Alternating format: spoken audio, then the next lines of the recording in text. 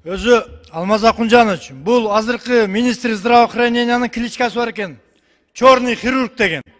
Бұл уағында Рысбек Акматбаевтарды операция кылып жүргөн.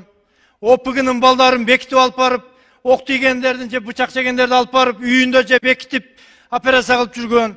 Мен подсказка берип коеюн Камчыбек Кыдыршаевич ГКМ-нын башчысына жана генеральный прокурорго кайрадан. ОПГ менен күрөшүп атабыз, түздөн-түз бул министрдин ОПГ-га тежесі бар. Қанчалаган балдарды бекитип, неофициальный операция кылып жүргөн киши Кыргызстандын саламаттык сактоо министри болуп турат. Бул деген уят нерсе. Бул президенттин да башын айлантып, аканит каякта бир ууларды чыгарып, бир жыл башын айлантты.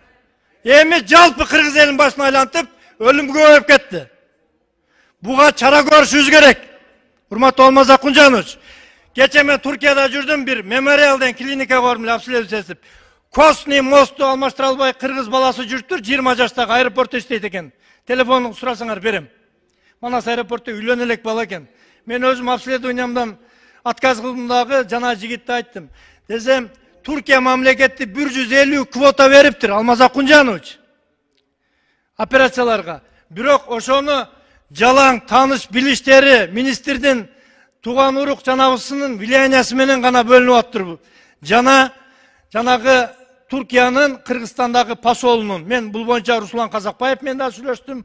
Ошо окшогон квоталар жең ичинен бөлүнүп кетип атыптыр. Өтө бардак Минздрав. Бул кишинин ишин караш керек. Урматтуу Садыр Нуркожоевич, бул черный хирургду министр кылып коюп алып, Кыргыз элин бүт заблужденияга тыгып атат. Өлүмгө көбөйүп кетти. Рахмат. Рахмат.